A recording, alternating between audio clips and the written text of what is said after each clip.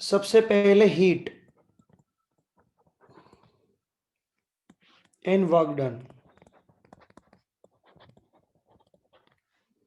तो एब्जॉर्ब होगा शोषण,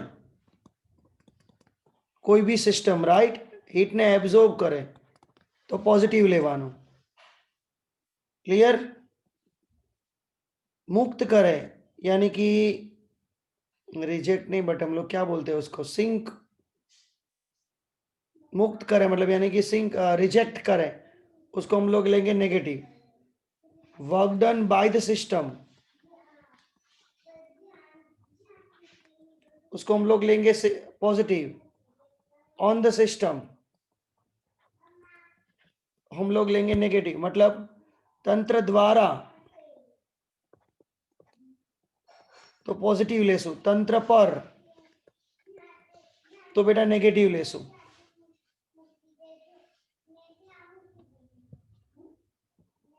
थर्मोडायनेमिक फर्स्ट लॉ,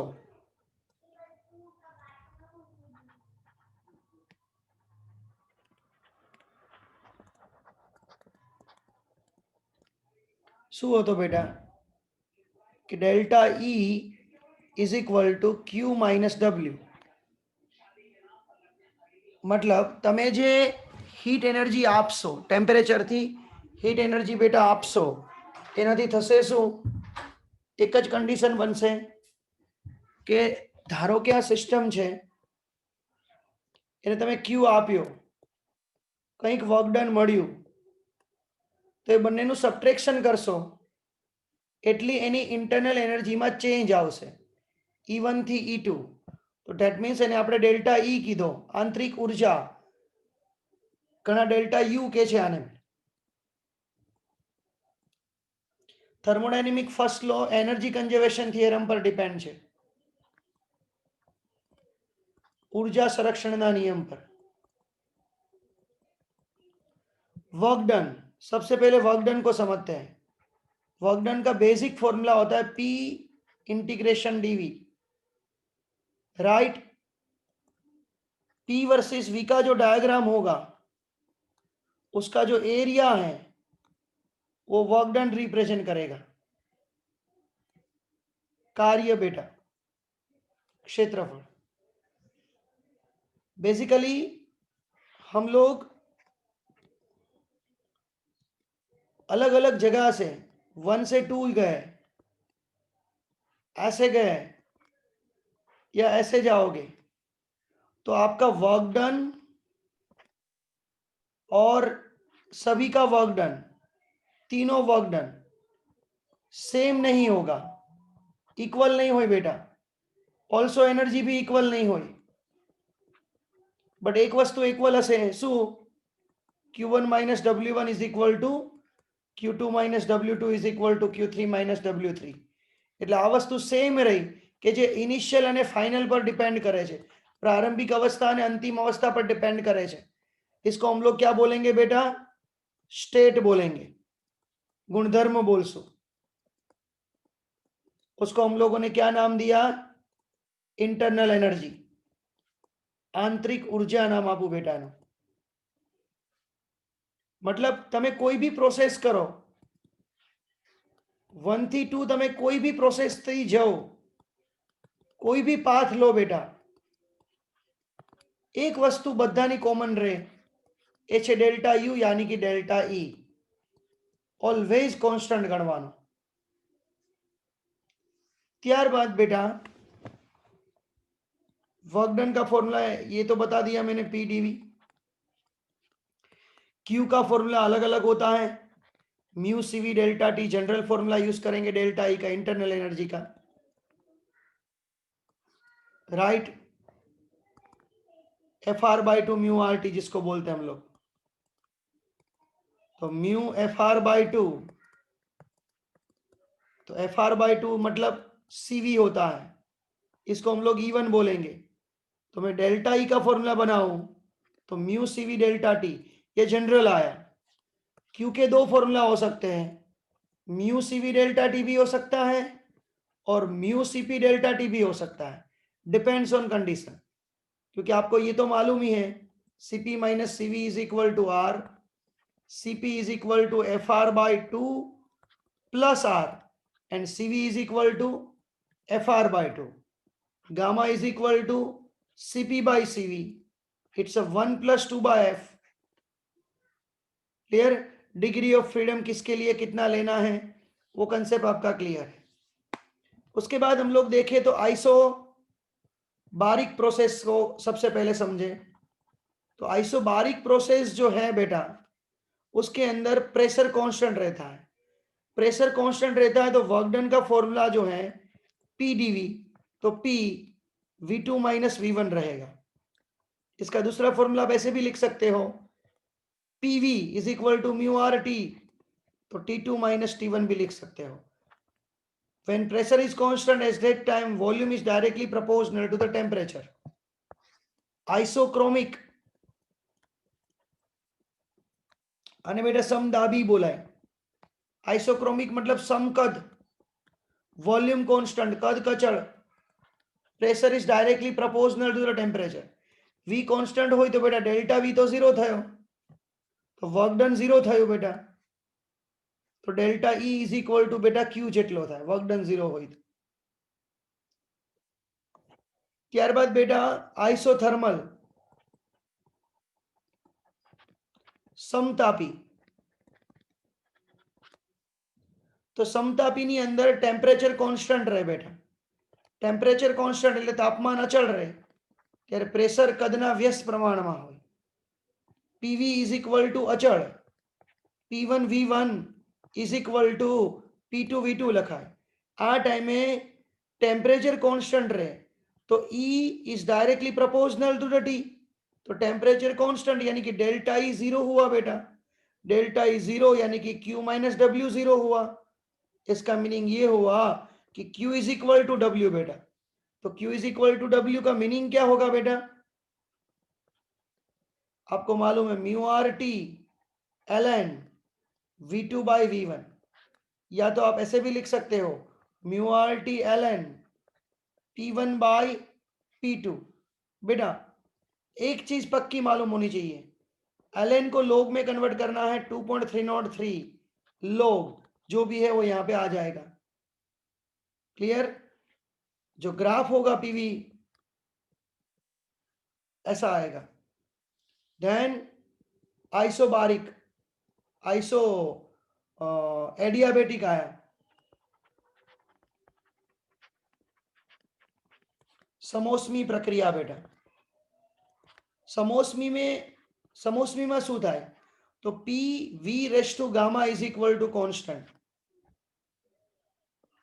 કોઈ એક સિસ્ટમ અને બીજી સિસ્ટમ હોય તો એમની વચ્ચે હીટનો ટ્રાન્સફર ના થાય, यानी कि डेल्टा Q જે છે એ 0 થઈ ગયું. હીટનો ટ્રાન્સફર જ ના થાય, ઉષ્માની આપલે થાય જ નહીં બેટા. That means delta E is equal to Q minus W. તો delta E is equal to બેટા માઇનસ W થાય. હું એમ કહું કે work done by the system તંત્ર દ્વારા તો પોઝિટિવ લેવાય, તો ડેલ્ટા E બેટા નેગેટિવ જ આવશે. Work done on the system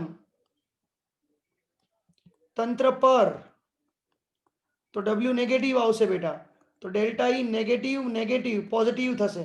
मतलब વર્ક ડન બાય ધ સિસ્ટમમાં ડેલ્ટા E ડિક્રીઝ થશે, ઘટશે. વર્ક ડન ઓન ધ સિસ્ટમમાં ડેલ્ટા E પોઝિટિવ થશે, ઇન્ક્રીઝ થશે બેટા. चलो वेरी गुड. आगे PV raise to gamma is equal to constant. V की जगह में mu R T by P लिख सकता हूं. दूसरों P की जगह में mu R T by V लिख सकता हूं. तो P 1 माइनस गामा हुआ, T रेस टू गामा, यानी कि ऐसे भी लिख सकते हो गामा अपॉन 1 माइनस गामा. इसको T1 V raise to gamma minus 1. ये सारे फॉर्मूला बेटा मतलब PV raise to gamma P1 minus gamma T gamma, यानी कि TV gamma minus 1 is equal to constant. All the formula of adiabatic. Adiabatic में work done का जो formula होता है वो है P1V1 minus P2V2 upon gamma minus 1। P1V1 यानी कि mu R T1 minus T2 upon gamma minus 1 बेटा।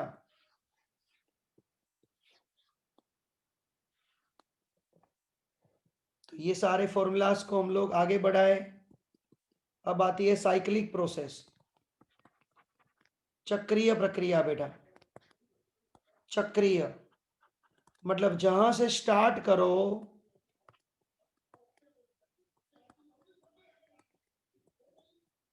वहां ही फिनिश करो।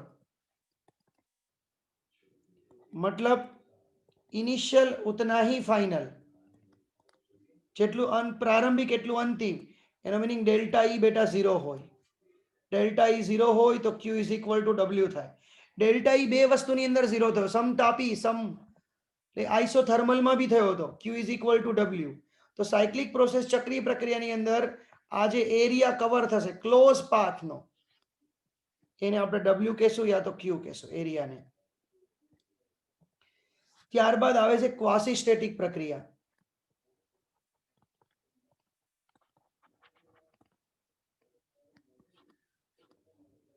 मतलब एक्चुअलમાં નામ એવું છે, અરે યાર ક્વાસી સ્ટેટિક નહીં, બટ એનું નામ પહેલા ભૂલી ગયો, એક જ મિનિટ।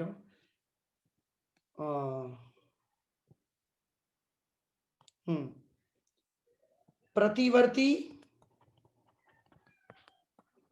अप्रतिवर्ती, इसको क्या बोलते हैं इंग्लिश में, किसको मालूम है? 2 मिनट यार, मैं એટલે ऐसे ही किसी को मालूम है पूछ रहा हूं। प्रतिवर्ती अप्रतिवर्ती ने આપણે શું કહેતા હતા?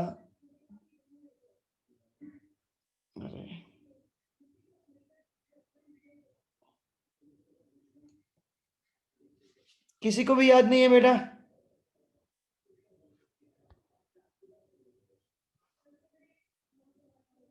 हाँ, रिवर्सिबल ने इरिवर्सिबल।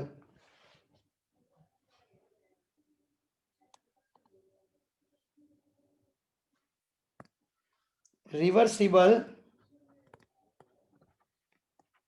एंड इरिवर्सिबल, राइट है।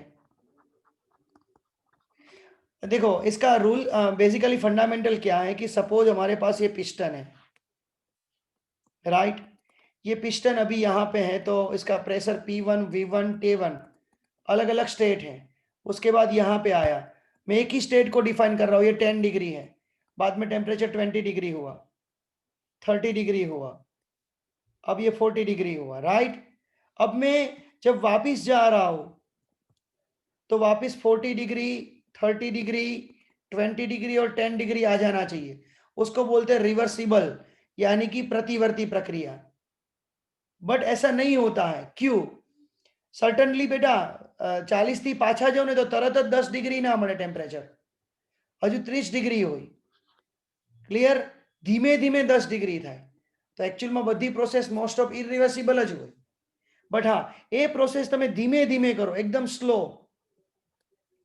एकदम स्लो करो, नीचे जैसे ત્યારબાદ ઉપર જશે, एकदम ધીમે ધીમે। તો અહીંયા 40 ડિગ્રી છે ને તો અહીંયા 31 ડિગ્રી, 21 ડિગ્રી, 11, मतलब नियर अबाउट આવે।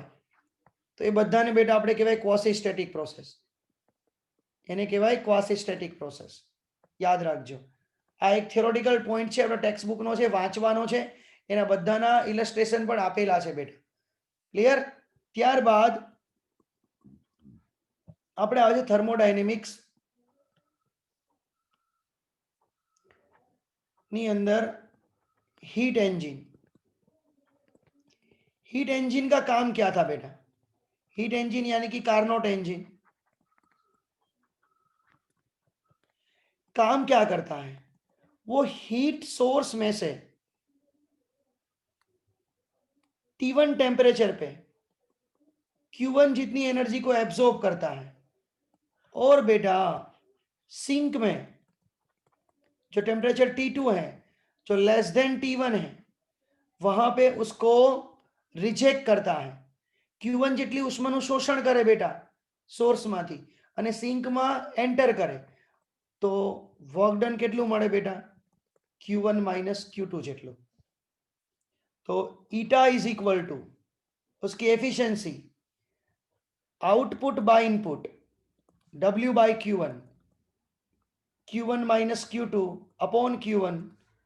It's a 1 minus Q2 by Q1.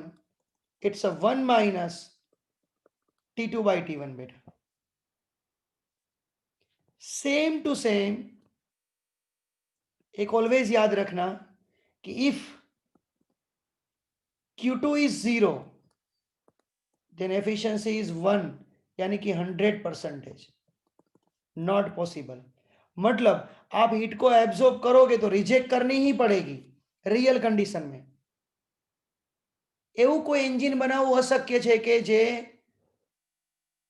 ઉષ્મા ફેંક્યા વગર મતલબ બધી શોષાયેલી ઉષ્માનું કાર્યમાં રૂપાંતર કરે.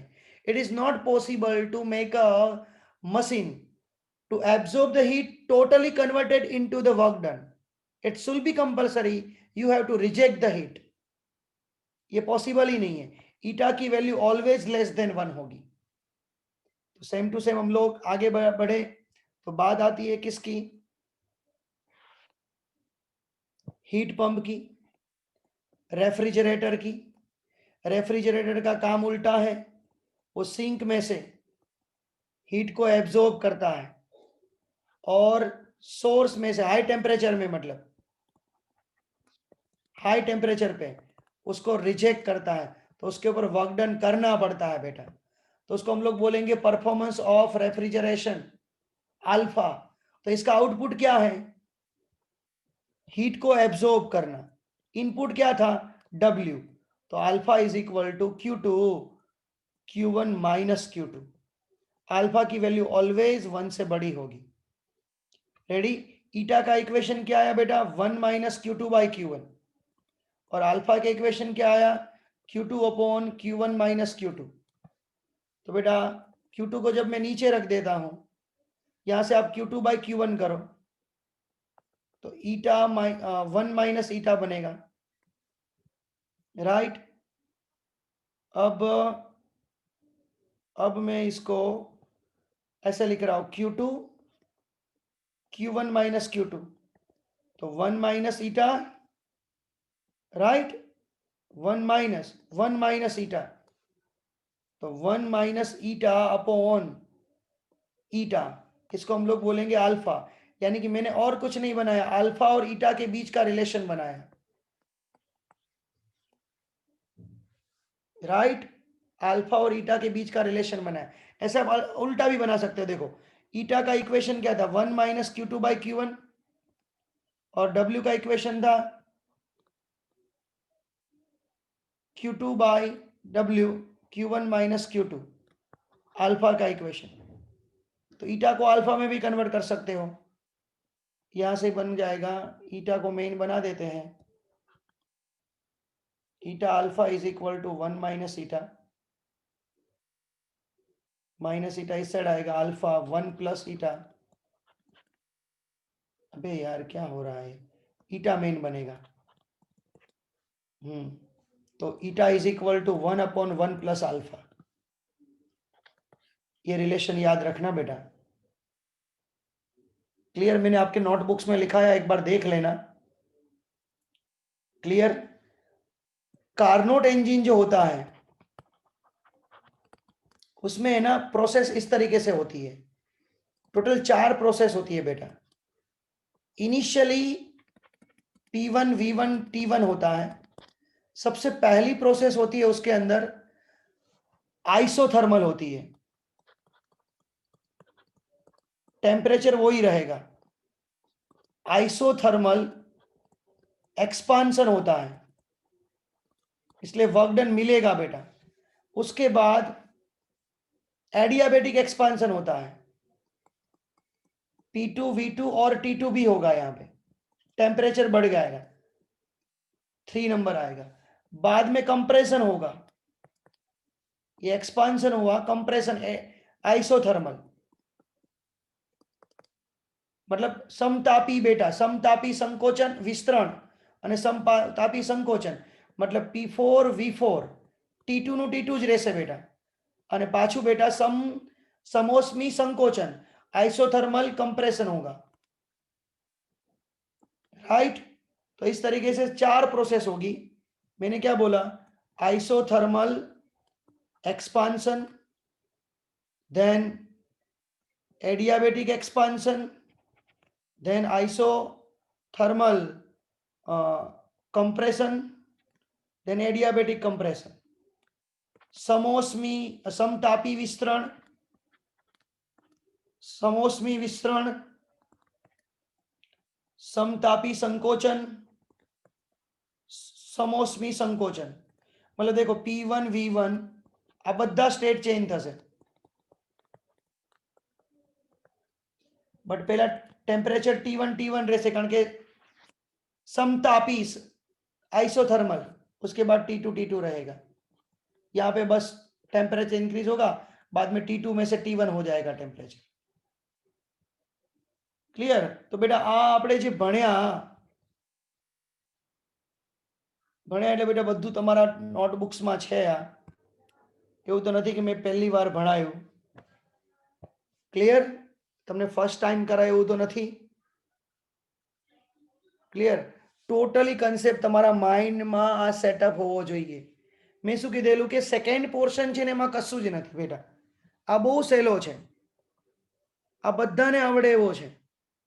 આના માટે એક જ વસ્તુ કરો, તમે એકવાર દિશા છે ને, દિશા અને ફિંગર ટિપ્સ આ બંને સોલ્વ કરી નાખો. કારણ કે ટેક્સ્ટ બુકમાં કશું આપ્યું જ નથી.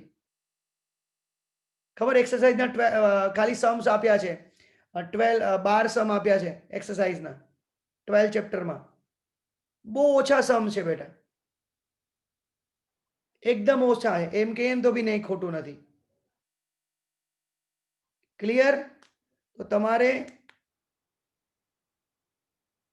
મિક્સચરનો કન્સેપ્ટ કેવો છે બેટા? જો મિક્સચરના કન્સેપ્ટમાં આમ કાંઈ નથી. જો એક સિમ્પલ એક તને ઉદાહરણ આપું ને બેટા, તો મિક્સરનો કન્સેપ્ટ શું કહેવા માંગે છે? જસ્ટ એક એક્ઝામ્પલ આપું તને કે ફોર એક્ઝામ્પલ તને એવું કીધું કે μ1 મોલ T1 ટેમ્પરેચર પર, μ2 મોલ T2 ટેમ્પરેચર કમ્બાઈન કરો તો ટેમ્પરેચર કેટલું? તો તમારે આ જ ફોર્મ્યુલા યુઝ કરવાનો, μ1 T1 plus μ2 T2 upon μ1 plus μ2. તમને એમ કે સ્પેસિફિક હીટ કમ્બાઈન કરો તો આ જ formula, μCV1 plus μCV2 upon μ1 plus μ2. બસ આ જ ફોર્મ્યુલા. બધામાં કમ્બાઈનનો આ જ કન્સેપ્ટ યુઝ કરવાનો. CP μ1 CP1 plus μ2 CP2 upon μ1 plus μ2. લાગે છે કયો concept? m1 x1 plus m2 x2 upon m1 plus m2. આ જ કન્સેપ્ટ યુઝ કરવાનો. જો x x x CP CP CP CV CV CV. હવે તમારા માટે જો ધારો કે તમને એમ કે 32 ગ્રામ ઓક્સિજન, મને બહુ ખબર નહીં પડતી બેટા બહુ આમાં તો, 42 ગ્રામ N2, તો તમે આનો μ1 ને μ2 ફાઇન્ડ કરી શકો છો ને, m/mo કરીને. હવે તમને એમ કે આની C1 આપેલું છે, આનું CP2 આપેલું છે, તો મિક્સિંગ કરો ત્યારે શું? બસ કશું જ નહીં, μ1 CP1 પ્લસ μ2 CP2.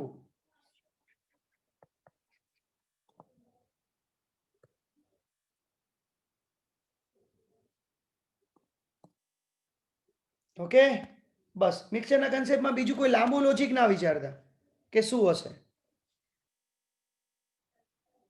ચલો ડન. હવે બેટા પેપર આજે તમે પહેલા આપી દો, મારે એના ડાઉટ સોલ્વ કરાવવા છે.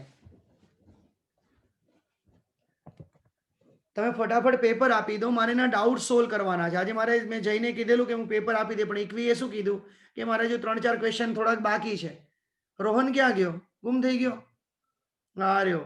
વિડીયો ઓન કરો મારા લલ્લાઓ. ક્લિયર? એટલે મિલી તે આપ્યું પેપર? મળી ગયું કે નથી મળ્યું?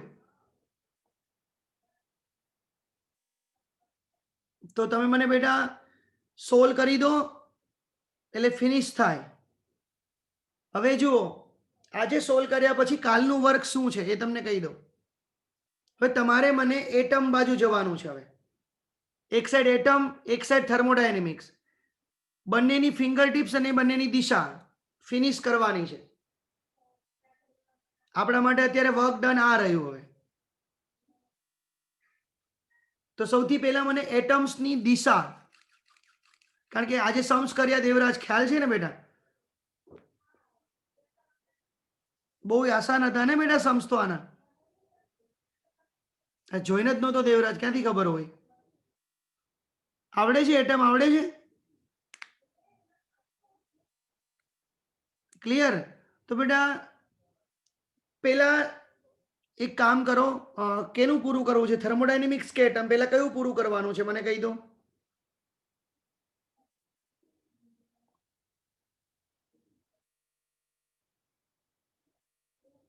પેલા કેનું પૂરું કરવું છે?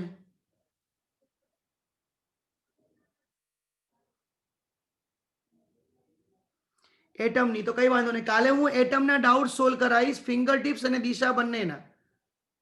તમારી પાસે જેવો ટાઈમ, બટ પહેલા ફિંગર ટિપ્સ કરજો ને સેકન્ડ દિશા કરજો. ફર્સ્ટ ફિંગર ટિપ્સ ધેન દિશા. અને એ જ રીતે પછી તમારે થર્મોડાયનેમિક્સના 3 ચેપ્ટરની ફિંગર ટિપ્સ અને દિશા. ક્લિયર? આપણે નેક્સ્ટ સન્ડે ટેસ્ટ આવે ને ત્યારે આ 2 ચેપ્ટરનો ટેસ્ટ રહેશે. કયો કયો? એટમ અને થર્મોડાયનેમિક્સ આખું 11, 12, 13 ત્રણે 3 અને એટમ. ક્લિયર? ત્યાં સુધીનું. હવે આપણે આજે મંડે થયો, તો Tuesday, Wednesday, Thursday, Friday, Saturday, total કેટલા દિવસ છે? 5 દિવસમાં આપણે બીજું નવું કશું ભણવું જ નથી ને. આપણે આ જ કરવાનું છે પહેલા. ખ્યાલ આવ્યો? આજે પહેલા હમણાં ને હમણાં પેપર આપો. કેમિસ્ટ્રીમાં કેટલા આવ્યા બધાને માર્ક્સ બોલો?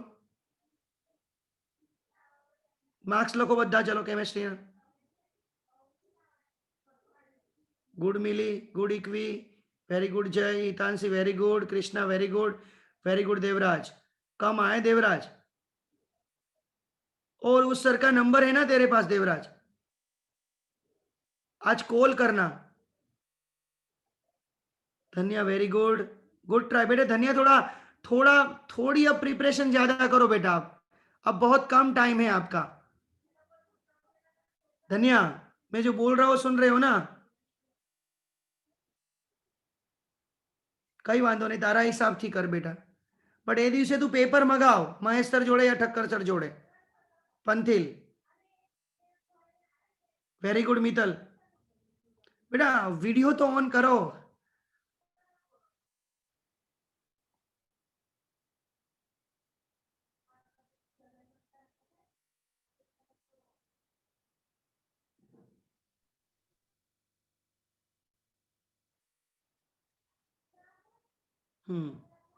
सारू. बायोलॉजी ना मार्क्स लखो.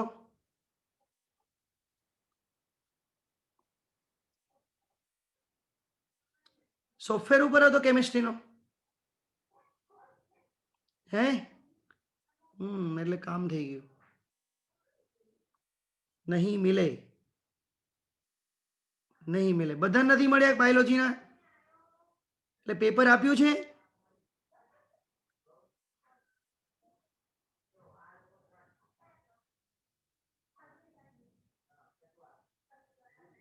કાલે બી હતો, આજે બી હતો, કઈ વાંધો નહીં. ચલો ઓકે. તો કાલે એટમના ડાઉટ્સ કમ્પલસરી જોઈએ મને. અને પેપર જે તમારું છે એ બી હું કમ્પ્લીટ કરાવડાવીશ સોલ્વ. ક્લિયર? આજે ટાઈમ નહીં લેતો બેટા, ઘણા બધાને પેપર આપવાનું બાકી છે. ફટાફટ આન્સર કી મોકલો. ઇંગ્લિશ મીડિયમમાં ખાલી ધન્યાની જ આવી છે બેટા. ધન્યા, હું તને આન્સર કી પાછી મોકલું છું, તું ચેક કરીને મને રિપ્લે આપ. ઓકે? અને ખાલી જય, આ બેની જ આન્સર કી અત્યારે મને મળી છે, બાકી બધાની બાકી છે.